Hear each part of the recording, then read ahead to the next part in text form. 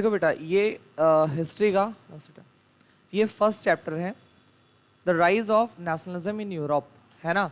यानी यूरोप में जो नेशनलिज्म है इसका जो राइज है ये क्या है, कैसे हुआ, क्या था, ये सारी चीज़ें हम लोग इस चैप्टर में पूरा डिस्कस करेंगे।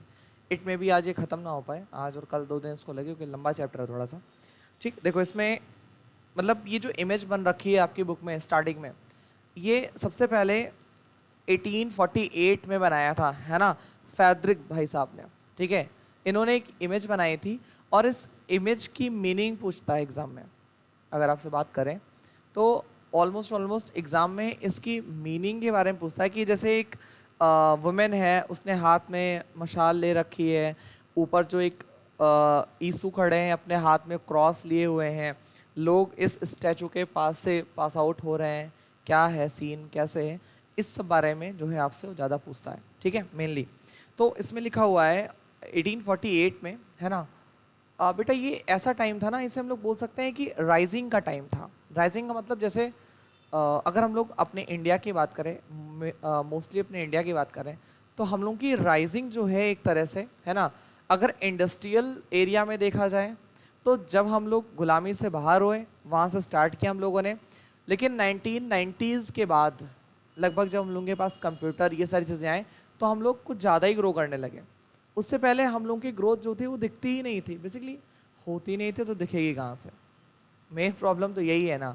तो एक कॉन्सेप्ट है कि वो उस टाइम पूरे के पूरे यूरोप में चल रहा था नव जागरण का काल। अगर हम लोग ऐसे बात करें तो नव जागरण का काल चला था, मतलब सब लोग नई नई थिंग्स, नए नए सोच, जैसे अभी के बच्चे नई नई सोच मतलब वो रखते हैं। इसी वजह से बच्चों के उनके घर वालों से नहीं बैठती है। लगभग लगभग 50 या 60% बच्चे ऐसे होते हैं जिनकी उनके घर वालों के साथ बिल्कुल भी नहीं बनती है। रीजन सिर्फ सोच, डिफरेंट सोच। जैसे बच्चों का ये मानना है कि यार कोई भी चीज आप नैतिक तरीके से क्यों कर रहे हो, जब उससे आसानी से उससे अच्छे से हम कर सकते हैं, फिर आप वो नैतिकता क्यों पकड़ के रखे हो। फैमिली क्या कहती है, ये नैतिक व्यवहार है, ये नैतिकता है, आप ये करो। जैसे आप अगर घर में छोटे हो, अगर आप कोई बात कहते हो तो घर वाले ये कहते हैं तुम छोटे हो तुम चुप रहो, है ना, तुम छोटे हो तुम चुप रहो। और अगर ज्यादा आप बोलते हो तो घर वाले कहते हैं ज्यादा पढ़ लियो, अभी दिमाग हमको देने लायक नहीं हो, जब दिमाग देने लायक हो ना तब बताना कहानी। आई बात समझ में। तो हम लोग क्या सोचते हैं, बेसिकली यंग जनरेशन ही सोचती है कि जो व्यवहार है वो नैतिकतापूर्ण तरीके से छोड़ करके हमें अपने हिसाब से करना चाहिए। इसे बोलते हैं नवजागरण। आजकल के बच्चे दिमाग लगाते हैं और ज़रूरी है भाई, अगर आप समाज के साथ जीना चाह रहे हैं। भाई नोकिया, एक आपने पता है चलाया होगा, नोकिया का फ़ोन सबसे ज़्यादा चलाया जाने वाला फ़ोन था पूरे वर्ल्ड में, ऑल ओवर वर्ल्ड में सबसे ज़्यादा चलाया जाता था। प्रेजेंट टाइम में बंद है या उतने अच्छे से नहीं चल रहा है। रीज़न सिर्फ एक, उसने कहा हम एंड्रॉइड को एक्सेप्ट नहीं करेंगे। एंड्रॉइड मतलब थ्रेटनिंग कि आपकी जो प्राइवेसी वो कोई और भी देख सकता है। उसने कहा हम एंड्रॉइड को एक्सेप्ट नहीं करेंगे, मार्केट से नोकिया गायब हो गया। मतलब अगर आप प्रेजेंट टाइम में अपने नई चीज़ों के साथ अपडेटेड नहीं रहोगे तो आप मार्केट से बाहर हो जाओगे। मार्केट मतलब इस पूरे पूरे के पूरे सिनेरियो से आप बाहर हो जाओगे, है ना। तो ये एक थ्रेटनिंग का एक मतलब बेसिक सा कॉन्सेप्ट, इसे आप थोड़ा सा समझने की कोशिश कीजिएगा कि उस समय नवजागरण का काल चल रहा था, है ना। तो इतने फैड्रिक भाई साहब ने, एक आर्टिस्ट थे, उन्होंने ये बनाया, है ना, सीरीज ऑफ 4 प्रिंट्स, मतलब पोर्ट्रेट्स या प्रिंट्स कह लो, 4 सीरीज मतलब 4 तरीके का उन्होंने प्रिंट तैयार किया। ठीक है, अब इसमें लिखा है visualising his dream of the world made up the democratic and social Republic. What the mean of democratic? Democratic का मतलब क्या होता है? जहां पर इलेक्शंस करे जाएं वो डेमोक्रेटिक।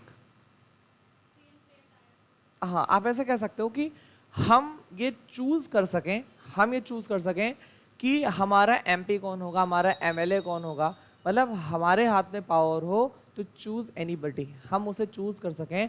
उसे हम लोग क्या कह सकते हैं कि ये जो सिनेरियो है ये आपका डेमोक्रेटिक वाला सिनेरियो। ठीक है, and social Republic. Social Republic का मतलब समाज में जो एक हायर पोस्ट होती है उस पर कोई इलेक्टेड बंदा बैठे। रिपब्लिक डे मनाते हैं ना हम लोग, अभी आगे आने वाला है ना रिपब्लिक डे, कि इंडिपेंडेंस डे आने वाला है। इंडिपेंडेंस डे, रिपब्लिक डे कब आता है? 26 जनवरी गणतंत्र दिवस बोलते हैं। उस रिपब्लिक का मतलब क्या होता है पता है? उस रिपब्लिक का मतलब होता है जो सबसे मतलब आपके देश में जो सबसे बड़ा अधिकारी है, जैसे प्रेसिडेंट, राष्ट्रपति, वो इलेक्टेड है। इलेक्टेड मतलब उसका इलेक्शन हुआ है, इलेक्शन के जरिए क्या है, वो गद्दी पर बैठा हुआ है।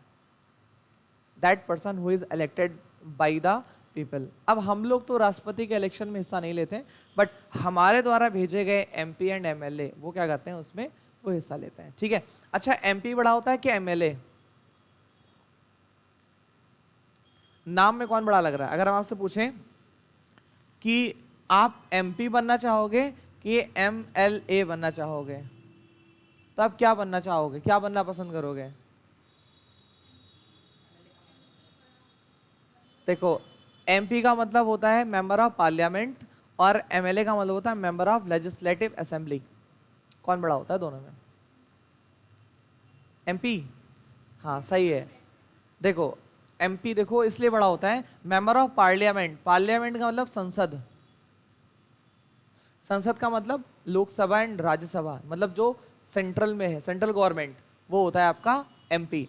एमएलए मतलब member of legislative assembly, state government, यानी अगर आप एमएलए होगे तो आप लखनऊ में बैठोगे, इसका मतलब सुन लो विधायक, इसका मतलब सांसद।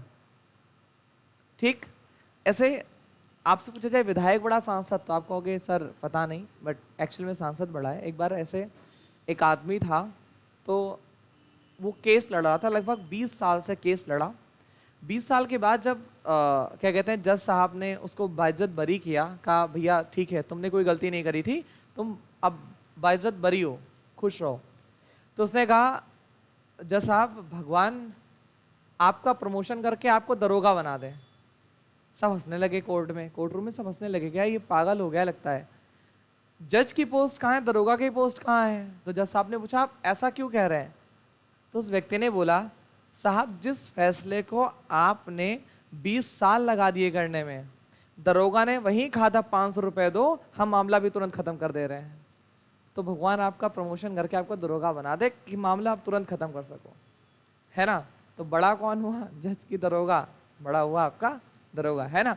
तो ऐसे ही एमपी जो है, संसद जो है, बेसिकली सांसद जो है, ये एक्चुअल में बड़ा होता है और एमएलए जो है छोटा होता है। तो इन्होंने कहा सोशलिक मतलब एक ऐसा रिपब्लिक बनाएंगे जिसमें हम अपने विचारों को रख सकें, हम अपनी बातों को कह सकें, है ना?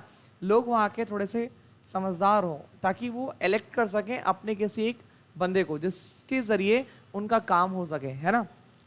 अब देखो उसके बाद as he called them the first print of the series show the people Europe and America, men and women of the ages of the social classes, ठीक है, marching along in a train।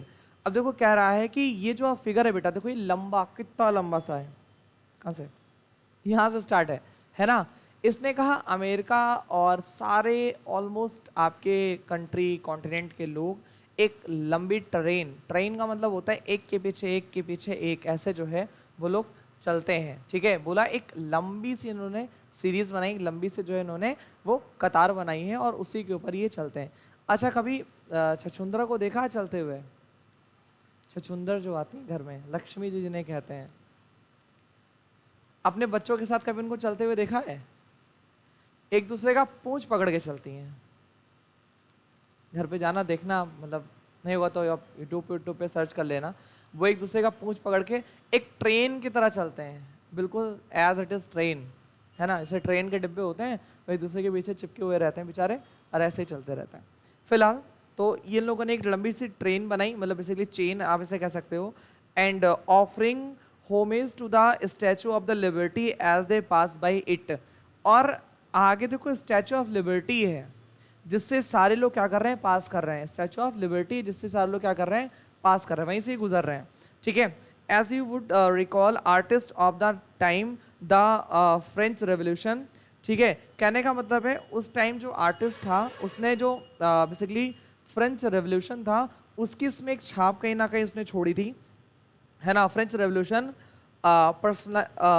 personified liberty as the female figure, here you can recognize the torch of enlightenment, मतलब उसके हाथ में एक torch of enlightenment है।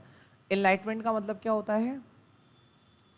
Enlightenment का मतलब हाँ हाँ, मतलब आपको ज्ञान हो जाए, आत्मज्ञान, एनलाइटमेंट, है ना। जैसे एक वर्ड है, बुद्ध को लाइट ऑफ एशिया कहा जाता है, क्योंकि सबसे पहले उन्होंने एनलाइटेंड होकर के लोगों को अच्छी बातें बताना स्टार्ट किया। एनलाइटेंड का मतलब आपके अंदर समझ आ जाए सही और गलत की। जाहिर सी बात है, पता है, बुद्ध भगवान हो गए, महावीर हो गए, इन सबको कौन सा ज्ञान प्राप्त था? वो ज्ञान आपको भी प्राप्त है। इन लोगों ने बोला भाई हिंसा नहीं करो, जाहिर सी बात है, आप हिंसा करोगे, हिंसा के बदले आपको हिंसा मिलेगा, है ना। बुद्ध जी ने तो बताया अष्टांगिक, बेसिकली बहुत सारे मार्ग बताए, उसमें से एक मार्ग ये था कि अगर किसी भी चीज को जरूरत से ज्यादा आप करने लगोगे तो आपके लिए हानि है, होती है ना। ये बेचारे भूखे प्यासे बैठे थे वृक्ष के नीचे, तो एक फीमेल थी, वो एक कटोरी खीर लेकर के आई, इन्होंने उस खीर को खाया, और खाने के बाद इनको ज्ञान प्राप्त हुआ। ज्ञान क्या प्राप्त हुआ?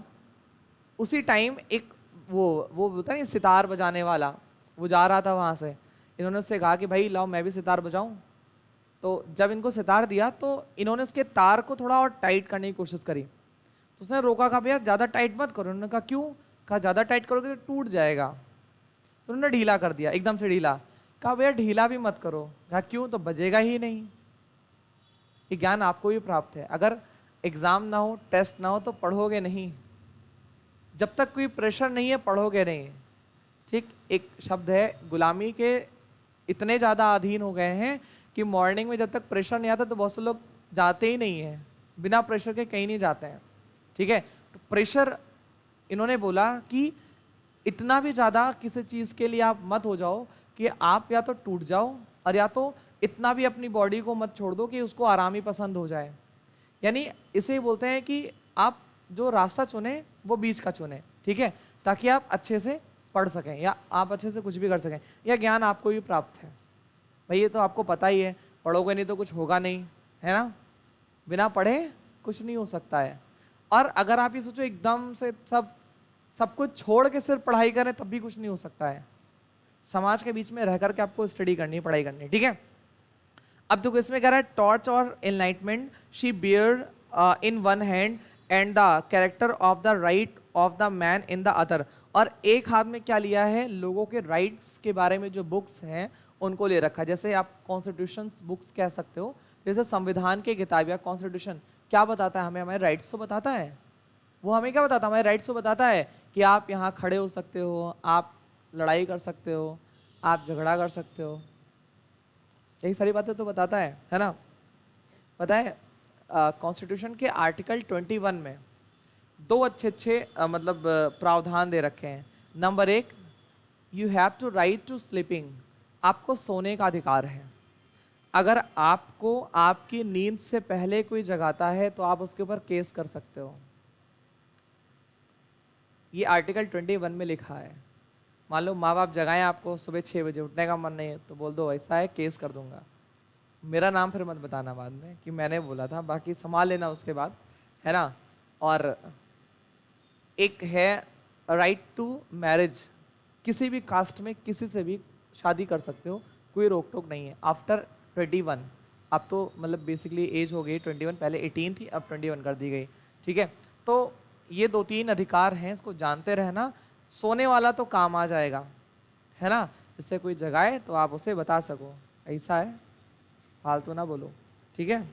चलो, तो उसके बाद इन्होंने बताया कि मतलब right of man in the other on the earth in the foreground of the image lie the shattered remain of the symbol of the absolutist institution. मतलब आगे देखो क्या पड़ा हुआ है, क्राउन टाइप में कुछ दिख रहा है ना, क्राउन पड़ा हुआ है और बहुत सारा, मतलब क्या रहा है कि लोग अब राजा के अंडर में नहीं रहना चाहते हैं।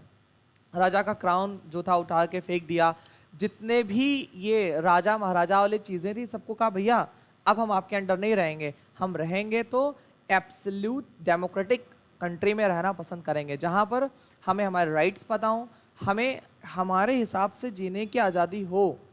दैट मीन एब्सोल्यूट राइट हमें होना चाहिए, है ना। तो ये सारी चीज़ें यहाँ फोरग्राउंड में, नीचे, फोरग्राउंड का मतलब नीचे, इन्होंने सब कुछ जो है वो फेंक रखा है, ठीक है। उसके बाद आगे कह रहा है people of the world grouped as the distinct nation, मतलब अलग अलग ग्रुप के लोग। भाई देखो, सारे ग्रुप के लोग अपने अपने देश का फ्लैग उठा करके चल रहे हैं। जैसे भी आप 15 अगस्त आएगा तो आप लोग अपने देश का फ्लैग लेकर के स्कूल जाओगे, लड्डू खाने हैं, लड्डू तो मिलता है, लड्डू मिलता है, और कुछ मिलता है कि सिर्फ लड्डू ही मिलता है? चॉकलेट भी मिलती है, बाहर वालों को आने देते हैं। हम भी चलेंगे फिर, सैलेस जा सकते हैं, ड्रेस व्रेस पहन के, छोटे लगेंगे, हम तो देखने में बड़े लगते हैं, है ना? हाँ ये तो बात सही, पेरेंट बन के भी आ सकते हैं, मुझे मिलेगा तो मुझे डबल चॉकलेट चाहिए होगा ना, पेरेंट रहेंगे। ठीक, अच्छा, तब ठीक है, तो बेटा आप स्कूल से सीधे यहीं चले आना, ठीक है? ठीक तो देखो, फिर ये कह रहा है कि अच्छा पता है, उसके बाद इसने बोला कि एब्सोल्यूट इंस्टीट्यूशन इन सुयूज यूटोपियन विजन। यूटोपिया क्या होता है? What is utopia? एक बहुत अच्छा वर्ड है।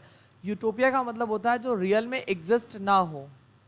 जैसे आप जब बिस्तर में लेटे रहते हो तो सोचते हो आज हम स्कूल पहुंच गए, देखो मैम ने जो पूछा मैंने बता दिया, है ना, और पेपर हुआ, पेपर में मेरे इतने अच्छे खासे नंबर आए, फुल में से फुल, और सब लोग ताली बजा रहे हैं, तुमको लोग मतलब उठा रहे हैं कि भैया आप बच्चों अच्छा नंबर पाए, और जब आंख खुलती है तो मम्मी हिला रही, तो उठो 7 बज गए, स्कूल नहीं जाना है, तब कर दो यार, थोड़ी देर और सोने देते, कम से कम मेडल घर तो ले आते। यूटोपिया मतलब जो रियल में एग्जिस्ट ना करता हो, जो रियलिटी में एग्जिस्ट ना करता हो, आपके सपनों का एक अलग शहर। बहुत से लोग बैठे बैठे खो जाते हैं, देखने लगते हैं हम यहाँ से घर गए, घर पे ये मिला वो मिला खाने को बढ़िया, अब पता चले घर गए तो खाना जो बचा था कुत्ते को दे दिया गया। ठीक, तो बेसिकली यूटोपिया मतलब आपके सपनों का एक शहर है, बेसिकली जो रियल में एग्जिस्ट नहीं करता है। बहुत से लोग सपनों में जीते हैं, है ना, वो आँख खोल के सपना देखते हैं। अच्छा ठीक, असल में पता है सपना वो होता है ना जो आपको नींद ना आने दे। एक्चुअल में सपना वो होता है, सपना का मतलब आपकी मेहनत से अचीव किया गया आपका जो गोल है, एक्चुअल में वो आपकी ड्रीम, वही होता है आपका सपना। अगर समझो बातों को तो, नहीं तो छोड़ो, पढ़ लें उसके बाद देखा जाएगा आगे, है ना। तो उसके बाद ये क्या कर रहा है, flag and the nations custom leading the positions they pass the Statue of Liberty are the United State and Switzerland which by the time were already nation state. देखो कह रहा है कि प्रेजेंट टाइम में स्टैचू के सामने कौन कौन जा चुका है, यूनाइटेड स्टेट जा चुका है और स्विट्जरलैंड जा चुका है। स्टैचू के सामने से क्यों? क्योंकि उस टाइम वो नेशन स्टेट हुआ करते थे, मतलब आज़ाद हुआ करते थे। स्विट्जरलैंड और जो आपका एक यूनाइटेड स्टेट्स है, ये उस समय आज़ाद हुआ करते थे। सोचो यूनाइटेड स्टेट्स अगर इसकी बात करें तो 1848 में फ्री था, आज़ाद था, और हम लोग आज़ाद कब हुए हैं? 1947, लगभग 100 साल के बाद। और हम लोग कंपेयर किससे करते हैं? यूएसए से। लेकिन करना भी चाहिए भाई, देखो वो तो 1705 में हो गया था, लेकिन हम अगर इस फिगर के हिसाब से बात करें तो लगभग 100 साल पहले उसके माइंड में चीजें चल रही थी, जो हम लोग आज अभी आज़ादी का 75 साल समझ लो चल रहा है, एक तरह से 75-76 साल, मतलब जब हम लोग उस स्टेज में अब हैं, वो 1808 में उस स्टेज में था जिस स्टेज में आज हम लोग हैं। मतलब हम लोग से लगभग 200 साल आगे, 200 ईयर्स आगे, हर चीज़ में हम लोगों से आगे होना चाहिए था उसे, लेकिन हम इंडियंस हैं, जुगाड़ लगा लेते हैं हर चीज़ का, है ना। तो कहीं ना कहीं बहुत पीछे नहीं है। और चूंकि एक पॉपुलेशन बताए, पॉपुलेशन हम लोगों के पास बहुत ज़्यादा है, और ये पॉपुलेशन हम लोगों की वेल्थ है, बीमारी भी है वेल्थ भी है पॉपुलेशन। अगर इस पॉपुलेशन का सही से यूज़ किया जाए तो ये बहुत अच्छा एक रिसोर्स बन सकता है, बट अगर इसी पॉपुलेशन का गलत तरह से प्रयोग किया जाए तो ये एक बीमारी, इलनेस हो सकती है।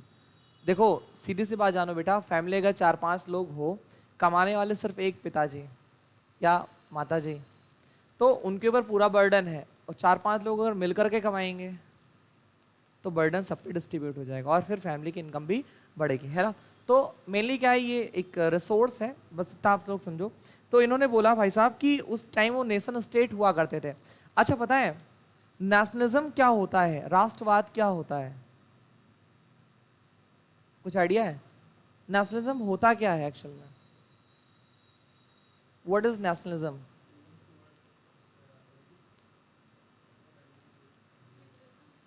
हाँ,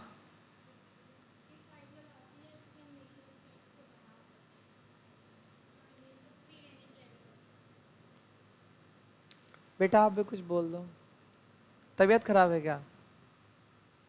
तो बोल दो कुछ, बताओ ये आदित्य, व्हाट इज नेशनलिज्म?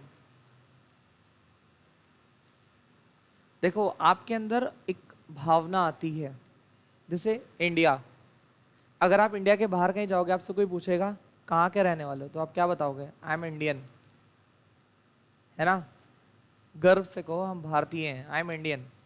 ठीक, वो एक लगाव अपने कंट्री के लिए, एक अंदर से भावना, जैसे अपनी फैमिली के लिए एक फीलिंग होती है सबके पास। फैमिली कितनी भी बुरी हो, कितना भी जूता चप्पल मारे, लेकिन फैमिली के लिए एक फीलिंग होती है लोगों के पास, नहीं नहीं दिस इज माई फैमिली, ये मेरी फैमिली है। और एक छोटी सी चीज समझना, पता है, छोटे मोटे खतरों से या छोटी मोटी चीजों से तो माँ आपको बचा सकती है, लेकिन अगर कभी परिवार पे बहुत बड़ा खतरा या बहुत बड़ा सा साया आता है, तो हमेशा जो फादर होते हैं, पिताजी होते हैं, वही बचाते हैं। आपको छोटी मोटी चोट लगती है तो आप क्या कहते हो? अरे मम्मी। और जब बहुत बड़ी चोट लगती है तो क्या बोलते हैं उसको? अरे बप्पा रे, ऐसे बोलते हैं ना। इस बात को ध्यान रखना, ये एक आइडियोलॉजी है। माँ धरती की तरह होती है और पिता आकाश की तरह होता है, और आप बीच में गधों की तरह होते हो, जो ना धरती के होते हो ना आकाश के होते हो, है ना, बीच में घूमते रहते हो। ठीक है, बट एक्चुअल में ये सही है, माँ बाप से बढ़कर के दुनिया में कोई नहीं है ना? और वही माँ बाप आपको कोसते रहते हैं, कोसते रहते हैं। पता है, एक बहुत छोटी सी बात है, अभी आप अगर फोन से पढ़ो तो माँ बाप कहेंगे 24 घंटा फोन से पढ़ते हो या 24 घंटा फोन में ही लगे रहते हो। नंबर अच्छा नहीं आएगा तो बोले कि बस उसी में घुसे रहते थे, नंबर अच्छा नहीं आया। और गलती से अगर कहीं 90% 92% आ गया तो आपकी फैमिली मेंबर ही कहेंगे बेचारी 24 घंटा फोन में पढ़ती रहती थी, कोचिंग से आए, स्कूल से आए, फोन में पढ़ने लगती थी, एक को मिनट खाली नहीं बैठती थी। ठीक, हम जानते थे अच्छा नंबर लेकर के, क्योंकि कोचिंग से आने के बाद तुरंत फोन में पढ़ने लगती थी। ये वर्ड से बेटा, टाइम टाइम पे ना आपके साथ आपके अपोजिट होते रहते हैं, इसलिए इन चीज़ों को ध्यान रखना। और एक यूटोपियन विजन जो है फैड्रिक का, उसको देखते हैं, है ना? तो उसमें इन्होंने बहुत सारी बातें बताई कि जो नेशन स्टेट थे France, identifiable by the revolutionaries try colour has just reach the statue, she is followed by the people of the Germany. मतलब जो ट्राई कलर था, झंडे में 3 कलर थे उनके, है ना, वो स्टैचू के पास पहुंचे हैं। She is followed by the people of the Germany, Germany के लोग उनके पीछे हैं, है ना। Bearing the black red and gold flag, gold flag, है ना, गोल्ड फ्लैग एक वो भी आती है, सिगरेट भी आती है। यहाँ पर गोल्ड फ्लैग का मतलब वो सिगरेट नहीं है, गोल्ड फ्लैग का मतलब फ्लैग से, ठीक है। ओके, तो मतलब ये सारी बता रहा है कि जैसे लोग थे वो मतलब क्या होते गए। मैंने एक लाइन छोड़ के आगे बढ़ रहा हूँ। German people did not yet exist as the united nation, है ना, जर्मन पीपल एग्जिस्ट नहीं कर रहे हैं जैसे यूनाइटेड नेशन का। The flag they carry is an expression of the liberal hope in 1848 of the unify the numerous German speaking principalities into the nation state under democratic constitution. कहने का मतलब बेटा, उस टाइम तक जर्मन जो है वो एक अलग नेशन स्टेट नहीं था, है ना। फिर धीरे धीरे उसने क्या किया, अपनी प्रिंसिपलिटीज, कॉन्स्टिट्यूशंस, ये सारा मेंटेन करके फिर वो एक नेशन स्टेट बनने की कगार पर आ गया, ठीक है। ओके, अब देखो नीचे, following the German people are the people of the Austria. German के बाद ऑस्ट्रियन पीपल थे, ऑस्ट्रेलिया नहीं, ऑस्ट्रिया, है ना। The kingdom of two Sicilies, Lombardy, Poland, England, Ireland, Hungary and Russia. मतलब इन सब के सीरीज के मतलब पीछे पीछे पीछे पीछे ये सारे लोग थे। फ्रॉम द हेवन एबव, ऊपर से बोल रहा है, अब ऊपर से क्या हुआ, from the haven above Christ, मतलब जो भगवान होते हैं ईसाइयों के वो, ठीक है। सेंट्स मतलब कुछ संत लोग, एंजल्स, एंजल्स का मतलब देवदूत, है ना, जिन्हें आप लोग अगर आपके सामने आ जाए तो आप भूत मानोगे, लेकिन असल में होते हैं देवदूत, जिन्हें भगवान ने भेजा होता है आपकी हेल्प करने के लिए, उन्हें एंजल्स बोलते हैं, ठीक है। Okay, angels gaze upon the screen, मतलब अब ये सारे लोग ना, देखो ऊपर किसी किसी के पंख है, किसी किसी के बिना पंख के उड़ रहे हैं, ये सारे लोग नीचे के लोगों को देख रहे हैं, भगवान आशीर्वाद दे रहे हैं कि हाँ ऐसे बढ़ते चलो, सारी चीजें हैं। मतलब एक यूटोपियन विजन है बेटा। और एक बात तो बेटा सच है, बताएं, गलती से अगर आपकी गाड़ी मेन रोड पे खराब हो गई और आप चुपचाप वहीं उसकी गाड़ी के साथ में बैठे हो, आपकी हेल्प करने कोई नहीं आएगा, ठीक। मैं लड़कियों की बात नहीं करूंगा, मैं सिर्फ लड़कों की बात करूंगा। आपकी हेल्प करने कोई नहीं आएगा। और अगर आप अपनी गाड़ी को पुश कर रहे हो, धक्का दे रहे हो, चल रहे हो उसके साथ साथ ना, तो कोई ना कोई आपकी हेल्प जरूर कर देगा। गॉड, लोग कहते हैं ना कि आप कर्म करो फल की चिंता ना करो, या भगवान ने तो देगा ही देगा। भगवान तभी देगा ना जब आप मेहनत करोगे। अगर आप ये सोच लो कि भगवान तो देगा ही, हम आराम से पलथी मार के बैठे रहें, तो ये दुनिया में एग्जिस्ट नहीं करता है प्रेजेंट टाइम में। अगर आपको कुछ करना है तो आपको कुछ करके दिखाना पड़ेगा, है ना। आप अपनी हेल्प खुद करो, तभी आपकी हेल्प हो सकती है, अदरवाइज आपकी हेल्प नहीं हो पाएगी, ठीक है। तो बेसिकली इन्होंने बोला ऊपर से they been use to the artist to symbolic fraternity among the nation of the world. Fraternity का मतलब, हाँ भाईचारे से, कपिला पशुआहार, पशुआहार आता है पशुचारा, वैसे भाईचारा, ब्रदरहुड। मतलब हम लोग ऐसे बात कर सकते हैं, ब्रदरहुड का मतलब आपस में आप लोग मिलजुल करके रहो, इसे बोलते हैं भाईचारा। बहनचारा भी कह सकते हैं उसे, ठीक है। मिलजुल कर रहना मतलब भाईचारा या बहनचारा, बात एक ही है, ठीक है। The chapter will deal with the many of the issue visualising by the Sway in figure first. मतलब बहुत सारे इश्यूज को उन्हें विजुअल किया अपने फर्स्ट में। During the 90th century nationalism emerge as a force which brought about sweeping change in the political and the mental world of the Europe. कहने का मतलब है कि उस टाइम के जो मतलब चीज़ें थी, उन्होंने बहुत सारी चेंजेस को उस समय किया। भाई जाहिर सी बात है, कोई भी नेशन स्टेट बनता है तो स्टार्टिंग में वो उतना ज़्यादा अच्छा नहीं होता है। जैसे आपने अगर कभी साइकिल चलाना सीखा होगा, तो आप फर्स्ट टाइम फर्स्ट डे आप बहुत ज़्यादा साइकिल नहीं चलाए होंगे, है ना। एक दो को तो पक्का ठोका होगा, नहीं तो कुत्ते तो पक्का ठुक जाते हैं, ठीक है, और कुत्तों के जो साथ भी गिर जाता है। तो जब स्टार्टिंग में आपने सीखा होगा तो आप उतने से साइकिल नहीं चला पा रहे, लेकिन हाँ धीरे धीरे धीरे धीरे टाइम टू टाइम फिर आप जो है स्टार्ट कर गए, अब अच्छा चला लेते हो। तो स्टार्टिंग में बहुत सारी प्रॉब्लम्स होती है नेशन स्टेट बनने की।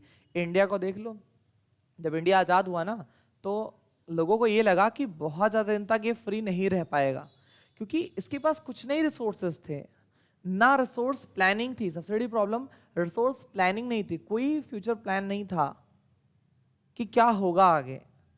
लेकिन टाइम टू टाइम धीरे धीरे धीरे धीरे चलते चलते चलते चलते फिर एक एस्टेब्लिशमेंट, और अब फिलहाल हम लोग ग्रो पर है ना। पहले देखो, साइकिल आप जब चलाना सीखते हो तो पहले आप अपना बैलेंस एस्टेब्लिश करना सीखते हो, उसके बाद तब आप तेज चलाना सीखते हो, फिर दोनों हाथ छोड़ के चलाना सीखते हो, और उसके बाद दोनों पैर भी छोड़ देते हो, फिर धीरे धीरे धरती छोड़ देते हो, ठीक है। तो ये सारी चीज़ें होती हैं। तो अब इसमें भी बोला कि भैया बहुत सारे ऐसी चीज़ें थी नेशन स्टेट बनने के पीछे। आ जाओ इधर वाले पेज पर आ जाते हैं, इधर वाले पैराग्राफ पे। The first clear expression the nation nationalism came with the French revolution in 1789। मतलब सबसे पहली बार जो उसका कॉन्सेप्ट आया 1789 में, French as you world remember as you would remember, जैसा आपको याद होगा, was a full flat territorial state. उस समय एक फुल फ्लैश टेरिटोरियल स्टेट बना था। टेरिटोरियल का मतलब होता है मतलब भूमि वाले जगह पर एक स्टेट बना था 1789 under the rule of the absolute monarch. मतलब था तो मोनार्क, लेकिन रूल मोनार्क का था, बट एक्चुअल में कहीं ना कहीं वो नेशन स्टेट की उसमें झलक हुआ करती थी। आगे देखो, the political and the constitutional change that came in the wake of the French Revolution led to the transfer of the sovereignty from the monarchy to the body of the French citizen. मतलब लोगों को लोगों के अधिकार बताए जाने शुरू कर दिए। जैसे हमारे यहाँ चंद्रगुप्त मौर्य, आपने नाम सुना होगा, अशोका का नाम सुना होगा। अशोका ने सबसे पहले लोगों को उनके जो अधिकार हैं, जो उनके राइट्स हैं, वो बताना स्टार्ट किया। कैसे बताना स्टार्ट किया? एक डेस्क मतलब एक बोर्ड पर राइट्स उनके लिखवा देते थे, इसे शिलालेख बोलते हैं, है ना। स्क्रिप्ट राइटिंग करके लिखा देते कि भैया आपके ये मतलब आपके पास पावर्स हैं, आप ये काम कर सकते हो। मतलब उस टाइम अब सोचो एब्सोल्यूट मोनार्क, तो नहीं कह सकते थे कि हाँ एब्सोल्यूट मोनार्क था, लेकिन उस समय राजा ने कोशिश करी कि लोगों को उनके अधिकार बताए जा सकें। राजा ने कोशिश करी भाई उनको उनके अधिकार बताए जा सके, क्योंकि बिना आप अपने राइट्स को जाने हुए कुछ कर नहीं सकते हो।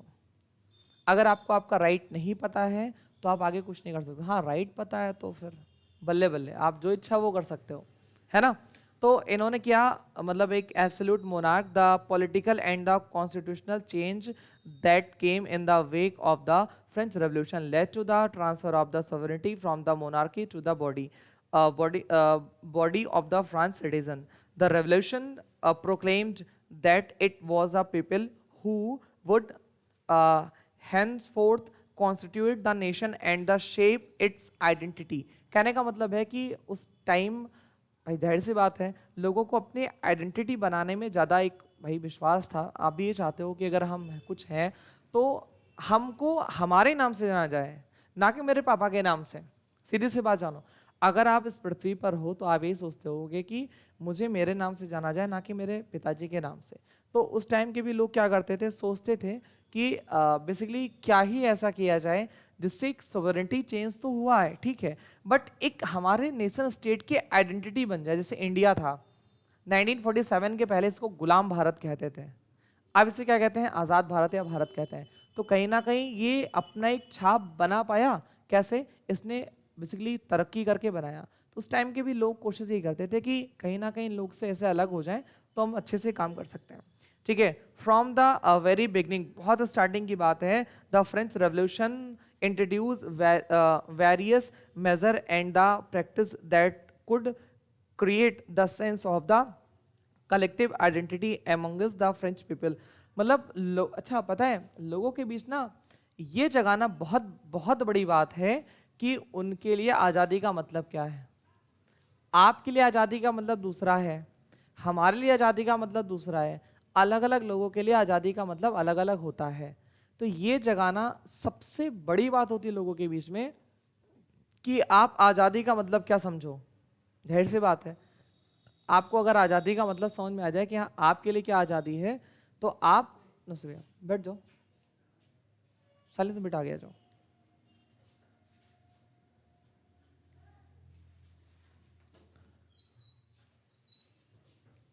ठीक, आपको ये बताओ आज़ादी क्या है, तो आप उस आज़ादी का मीन समझ सकते हो, उस आज़ादी के बारे में बहुत सारी मतलब अपनी चीज़ें सारी चीज़ें कर सकते हो, ठीक है। तो लोगों को ये समझाना बहुत बड़ी बात थी उस time, the idea of the freedom, what is freedom, what is nationalism, ये समझाना बहुत बड़ी बात उस टाइम के लिए हुआ करती थी, ठीक है।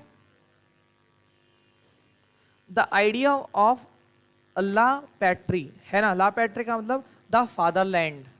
जैसे हम लोग क्या कहते हैं, इंडिया भारत माता है ना, कभी कहते हैं भारत पिता है, भारत माता ही तो कहते हैं, यानी ये मदरलैंड का आइडिया है।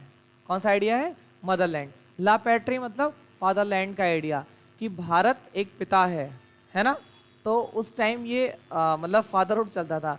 और अभी भी जो हम लोग की फैमिली है ये कहीं ना कहीं ऐसा समझो कि पापा के ऊपर डिपेंड रहती है। जैसे अगर आपने कहा खाना बना रहे हो, क्यों खाना बना रहे हो, मम्मी नहीं है क्या, अरे मम्मी है फिर भी खाना बना रहे हैं, तो इसमें क्या बुराई है, कोई ज़रूरी है मम्मी है या बहन है तो वही खाना बनाए, कोई लड़का खाना नहीं बना सकता है ना।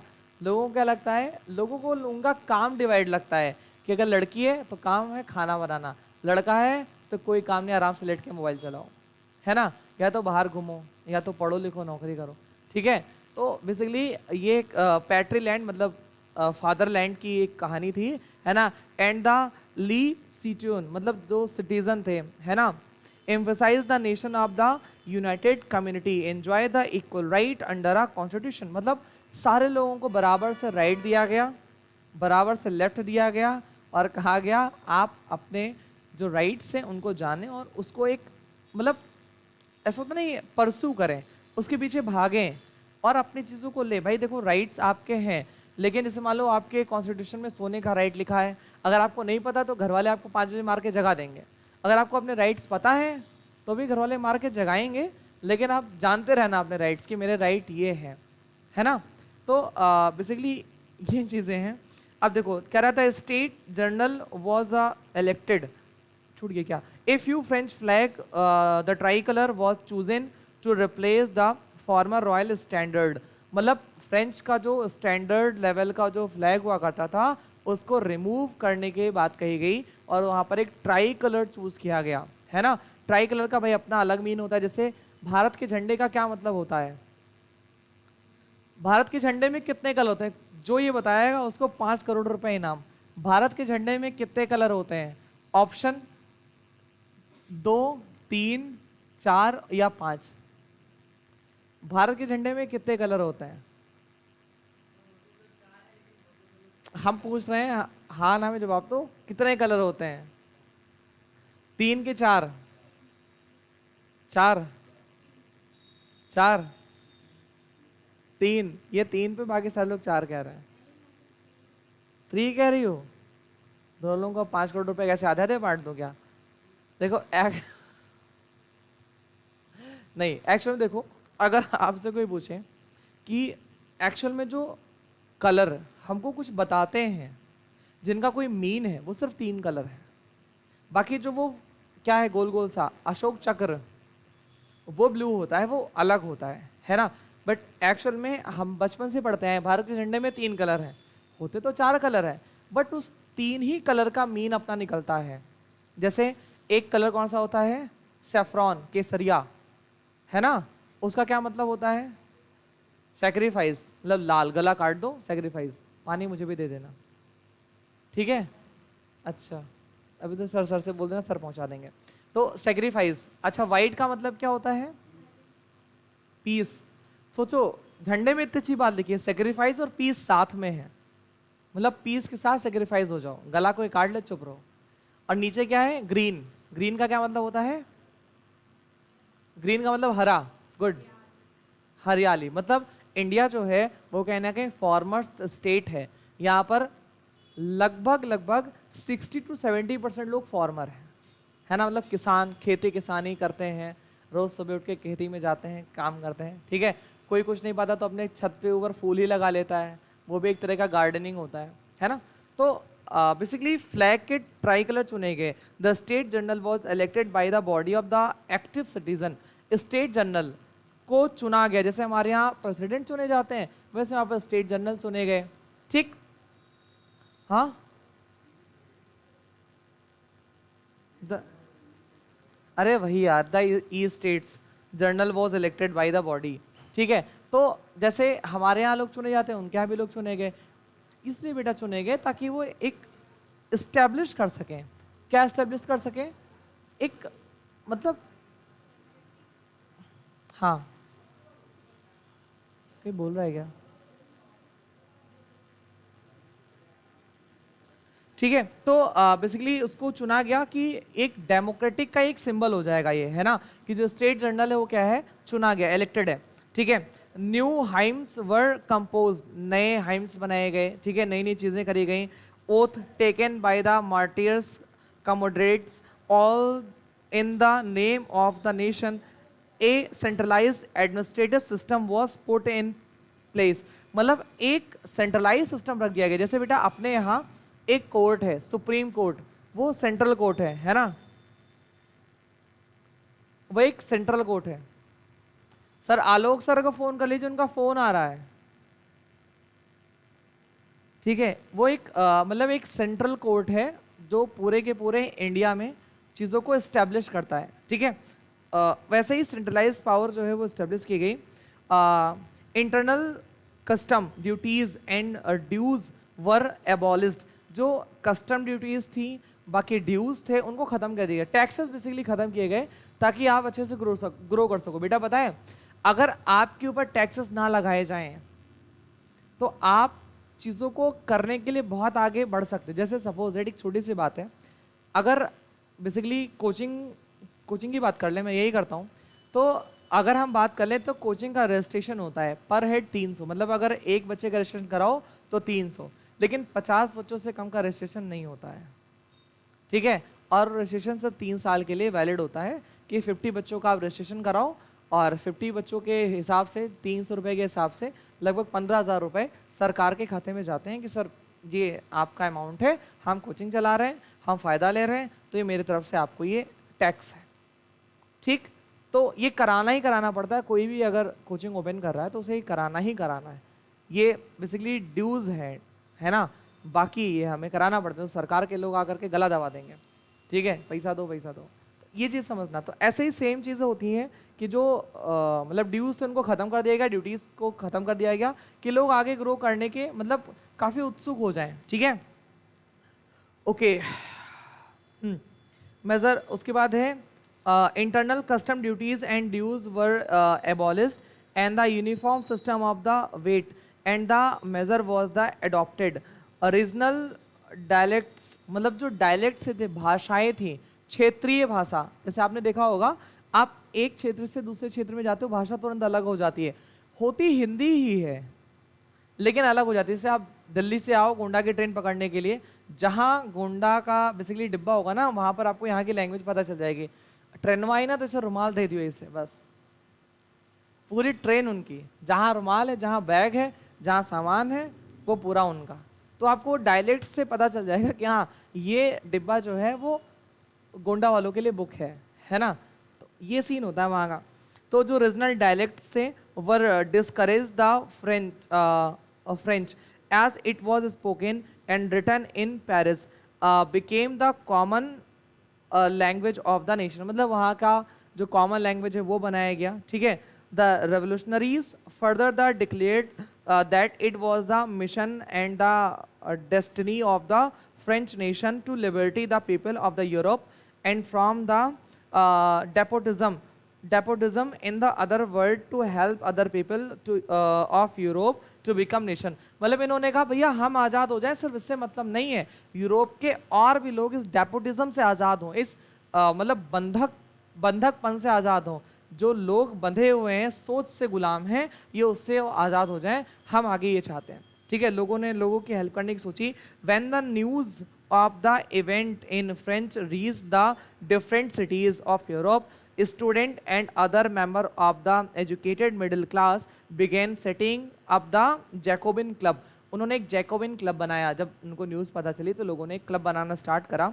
There activities and the companions मतलब जो उसकी कैंपेन्स थे उनको उन्होंने रन किया। कैंपेन का मतलब होता है, जैसे आपने देखा होगा अभी एक जादूगर वाला है ना, ई रिक्शे पे लेके घुमा करता है, सुना है बहुत दिन से आपने गोंडा में अच्छा जादू नहीं देखा, ठीक है। तो वो एक कैंपेन है, एड कैंपेन, ठीक है। बहुत से लोग अपना एड कैंपेन, जैसे इलेक्शन आता है तो बहुत सारे कर्मठ जुझारू और ईमानदार लोग निकल के सड़क पर आ जाते हैं, आपका पैर छूने लगते हैं। आप लोगों का तो फिलहाल नहीं छुएंगे, लेकिन आप लोगों के पापा मम्मी का जैसे देखेंगे दोनों पैर पकड़ के गिर पड़ेंगे। इंसान गिर पड़े बात अलग है, लेकिन वो पैर पकड़ के गिर पड़ेंगे, ठीक है। तो बहुत सारे ऐसे नेता लोग आते हैं, बहुत कर्मठ जुझारू ईमानदार। 5 साल आपको नहीं मिलेंगे जुझारू ईमानदार, लेकिन हाँ 5 साल के बाद फिर से वो जुझारू ईमानदार भाई लोग तैयार हो जाते हैं, ठीक है। तो क्या हो गया, ठीक।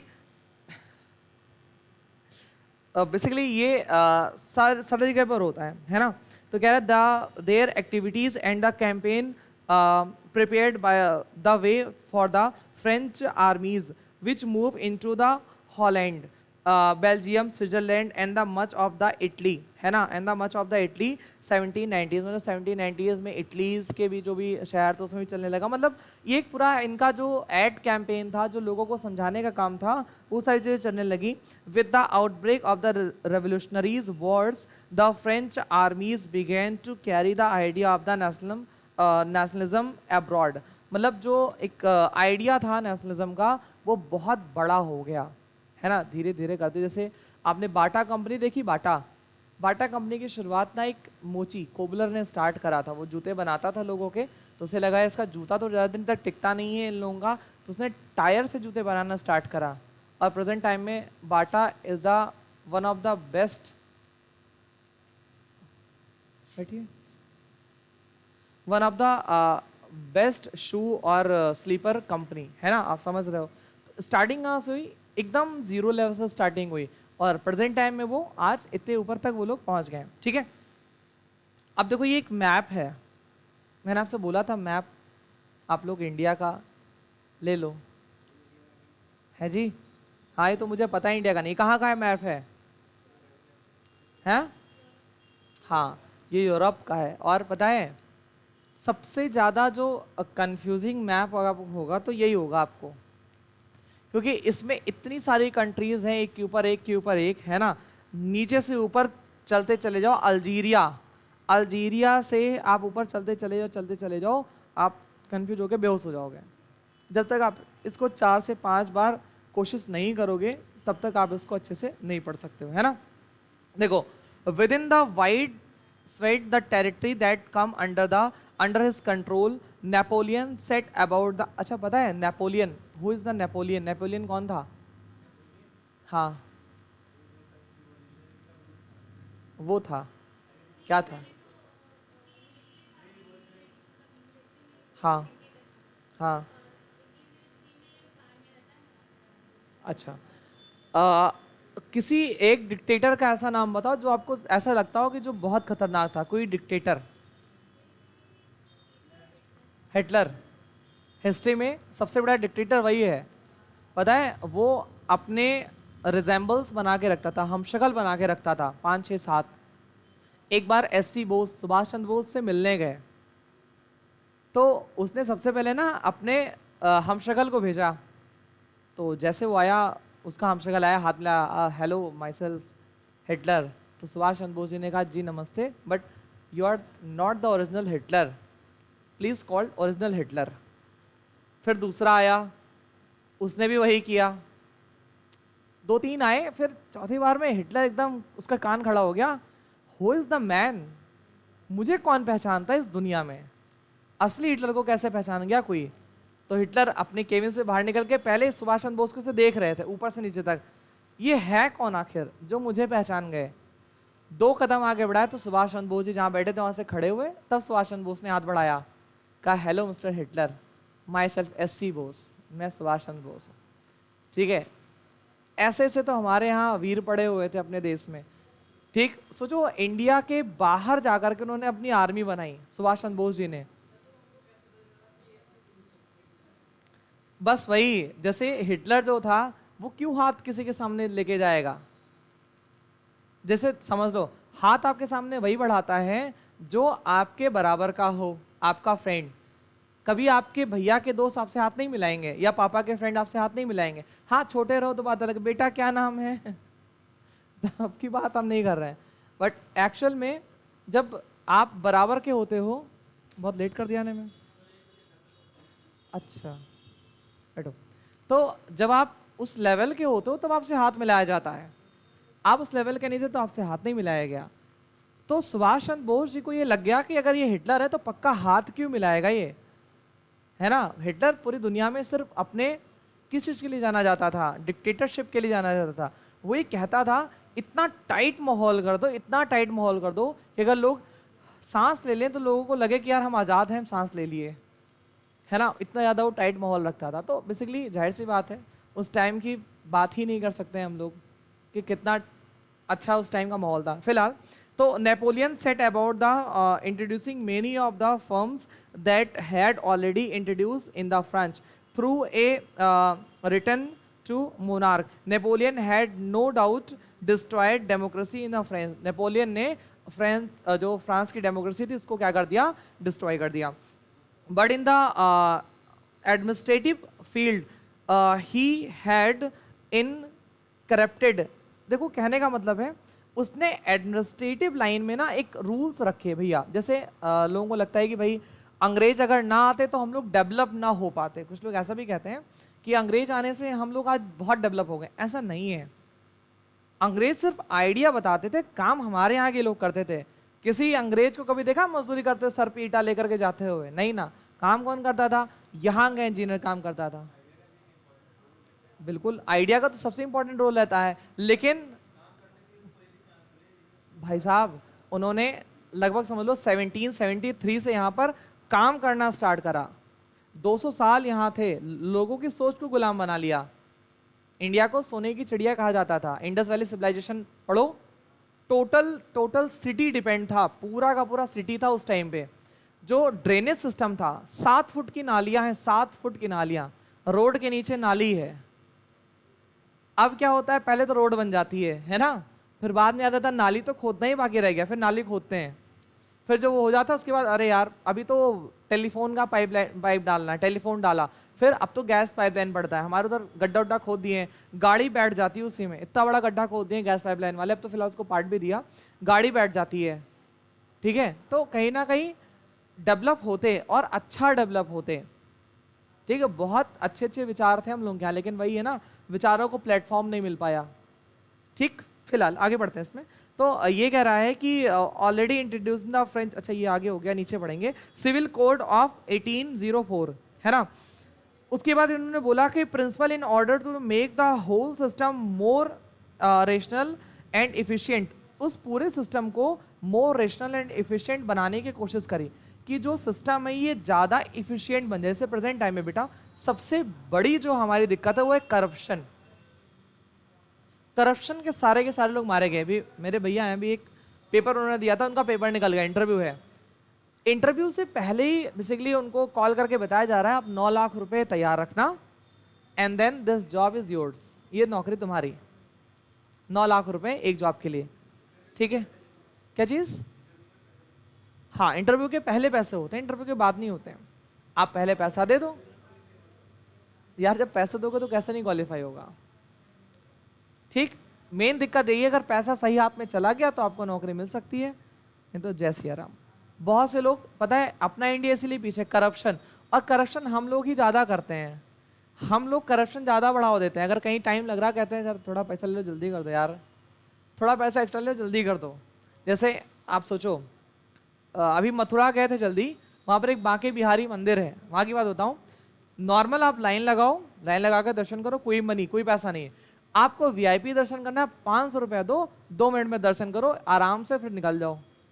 करप्शन ये भी तो है एक, ये भी तो एक करप्शन का रूप है।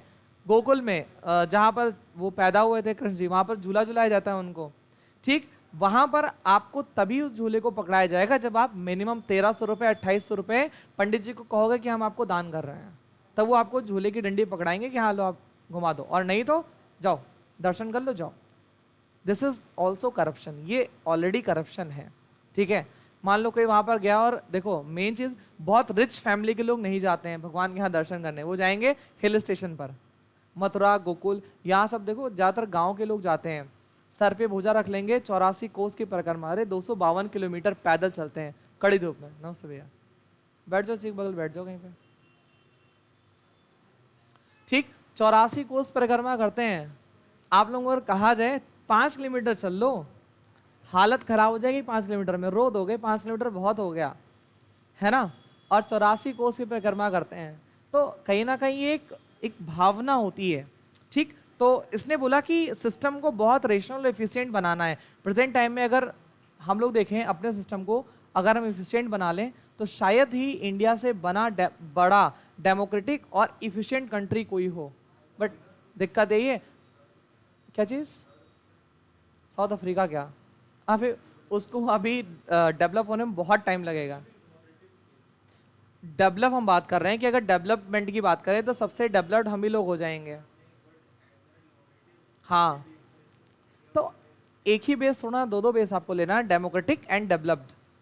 साउथ अफ्रीका में भी लोग ढंग से चप्पल पहन के नहीं चलते हैं कुछ जगहों पर। हाँ, हो सकता है।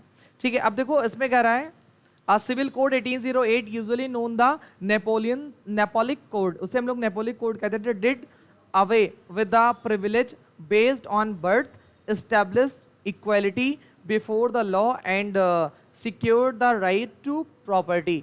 मतलब उसने ये कहा कि जो प्रिविलेज है based on birth, establish equality, सबके लिए इक्वालिटी लेकर के आएंगे, बिफोर द लॉ, है ना, and the secured the right to property, right to property भी सबके पास होगी। प्रेजेंट टाइम में अपने इंडिया में भी है राइट टू प्रॉपर्टी, बट ये कॉन्स्टिट्यूशन में आपको दिया गया है, this is the legal right. जैसे गर्ल्स का अब पापा के उसमें क्या कहते हैं प्रॉपर्टी में हिस्सा होता है, आफ्टर मैरिज भी आप लोग अगर चाहो तो लड़ झगड़ करके अपना हिस्सा ले सकते हो, है ना। पहले नहीं होता था गर्ल्स का शादी के बाद, बट अब होता है ना। शादी हो जाए, अगर आपको ऐसा लग रहा है कि पिताजी आपके साथ आनाकानी कर रहे हैं, तो फटाक से केस करो और प्रॉपर्टी आपको मिल जाएगी, है ना। ये आपका लीगल राइट है, पहले नहीं हुआ करता था। पहले ये था आपका फंडामेंटल राइट, इसको हटा दिया गया। पहले ये आर्टिकल 31 के अंदर आता था, अब हटा दिया गया। क्यों? क्योंकि इसके जरिए लोग गलत इस्तेमाल कर रहे थे। जैसे इंदिरा गांधी की जब सरकार थी तो उसने प्रीवी पर्स बंद कर दिया। प्रीवी पर्स का मतलब जो 1947 में जितने भी लोग आज़ाद हुए थे, राजा लोगों को बोला आप भारत में शामिल हो जाओ, आपको हर महीना पेंशन मिलेगी, पैसा मिलेगा सरकार की तरफ से। राजा लोग शामिल हो गए। आफ्टर 15 और 20 ईयर्स, 20 साल बाद उनकी पेंशन बंद कर दी, नहीं देंगे पेंशन, जाओ। और एक रूल ले आए कि भैया अब इससे ज़्यादा आप जमीन भी नहीं रख सकते हो, जमीन की लिमिट कर दी। तो राजा लोग क्या करें? राजा लोगों ने कहा भी आर्टिकल 31 तो है हमारे पास। तो इंदिरा गांधी ने कहा ना, ये अब राइट टू फंडामेंटल राइट में नहीं आएगा, ये किस में आएगा? ये आपके इलीगल राइट में आएगा। तो राजा लोगों ने क्या किया? अपनी जमीन अपने साले के नाम कर दी आधी, अपनी किसी के नाम कर दी, किसी के नाम कर दी। प्रेजेंट टाइम में कोर्ट्स में लगभग 70% मामले जमीन के हैं, और वो उस टाइम की जमीन के कि मेरे बाप के बाबा के पापा ने इनको जमीन दी थी, वापस नहीं कर रहे हैं। ठीक, तो बहुत सारे मामले चलते हैं। तो जाहिर सी बात है, इस सबको सही करने के लिए ना नीचे से शुरुआत करनी पड़ेगी सिस्टम की। ऊपर से आप सिस्टम को शुरू नहीं कर सकते हो और ना ही एस्टेब्लिश कर सकते हो। ठीक, तो Germany, Napoleon simplified the administrative division, abolish the feudal system and the feed the peasant from the serfdom and the Montreal dues। कहने का मतलब है लोगों को एक मॉन्ट्रियल ड्यूज से हटाया, लोगों को बढ़ावा दिया कि भैया आप आगे काम कर सकते हो, आगे मतलब आप बढ़ सकते हो, किसानी खेती करो, सबको सब तरह से मतलब बढ़ावा दिया। Transport and communication system were improve, transport और कम्युनिकेशन का सिस्टम इम्प्रूव किया गया। बेटा देखो, अगर आपको किसी सिटी का बहुत अच्छे से डेवलपमेंट करना है तो सबसे बढ़िया वहां पर ट्रांसपोर्ट कर दो बस। ट्रांसपोर्ट के कितने मीडियम होते हैं? Road, water, air. ठीक, जैसे कह लो रोडवेज, ठीक, रेलवेज, एयरवेज, वाटरवेज एंड अब तो पाइपलाइन वेज भी आ गए, है ना। पाइपलाइन से भी गैसेस और सारी चीजें वो ट्रांसफर होती रहती हैं। इसको देखो बताइए, ये रोड जो अभी बनी है प्रेजेंट टाइम में मेन रोड, ये आज से 8 साल पहले नहीं थी, 6, 7, 8 साल पहले नहीं थी। ये जब रोड नहीं थी ना, तो यहाँ पर ये सिंगल वे रोड था, इधर धूल उधर धूल। अगर कोई एक बार यहाँ से इस गुरु नानक चौराहे से एलबीएस चौराहे तक चला जाता था तो उसके बाल सफेद हो जाते थे, मतलब बुढ़ा नहीं होता था, धूल भर जाती थी, आँख की पलक पे ना वो धूल आके जम जाती थी। ये रोड बना, जैसे रोड बना इसके किनारे किनारे सारे शोरूम्स खुलने स्टार्ट हो गए। अब देखो जैसे इस रोड का डेवलपमेंट हुई है तो छोड़ो, लोहिया धर्मशाला के उधर अब सारे नए शोरूम बनना स्टार्ट हो गए जब उधर की रोड मेंटेन हुई। और जैसे लोहिया बड़गांव को साइड में रोड मेंटेन हो रही है, अब उधर भी शोरूम स्टार्ट हो रहे हैं बनना। मतलब जैसे आपने यहाँ का रोडवेज एकदम मजबूत कर दिया, रेलवेज तो मजबूत है ही, कोई दिक्कत नहीं है, रोडवेज मजबूत कर दिया, डेवलपमेंट अपने आप भागता हुआ चला आएगा। आप किसके यहाँ जाना ज्यादा पसंद करते हो कि गाड़ी में बैठो फट से उनके यहाँ पहुंच जाओ, कि 2-3 गाड़ी चेंज करके पहुंचो? सीधे पहुंचने वाला। जैसे मेरी 2 सगी मौसी हैं, ठीक है, अब देखो दोनों में देखो अंतर रोडवेज का। एक का घर पड़ता है बलरामपुर रास्ते से होते हुए बढ़नी एक जगह पड़ती है, वहां पड़ता है ना, और एक का घर पड़ता है डुमरियागंज, ठीक है, ये आप उतरौला से जाओगे, उतरौला से ये पड़ता है जगह। और वी आर एट गोंडा, हम लोग गोंडा में हैं, बट हम लोग यहाँ जाना ज़्यादा पसंद करते हैं। क्यों?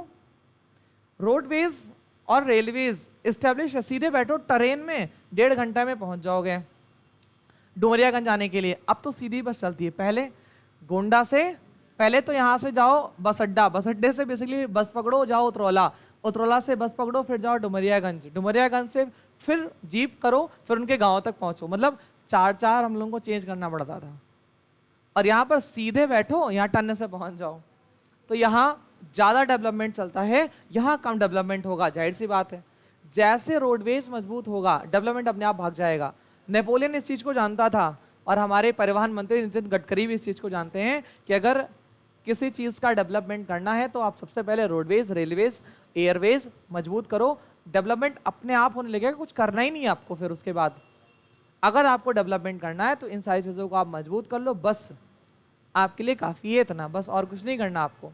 आई बात समझ में? चलो, तो उसके बाद इसने बोला राइट टू प्रॉपर्टी, दुनिया की नौटंकी इसमें, और उसके बाद इसको इम्पोज किया गया, है ना। जो पीजेंट थे, आर्टिस्ट थे, वर्कर थे and new businessman enjoy the new found freedom, नया नया आज़ादी मिला था, सब लोग एंजॉय कर रहे थे। जाहिर सी बात है आपको भी जब 10th या 12th के बाद आज़ादी मिलेगी, घर से कहीं रूम लेकर के पढ़ना शुरू करोगे तो आप भी खूब आज़ाद रहोगे, रात में 8 बजे घर पहुंचोगे, 9 बजे अपने रूम पे पहुंचोगे, है ना। तो वो आज़ादी आप इंजॉय करोगे, लेकिन कुछ दिन इंजॉय करोगे, ठीक।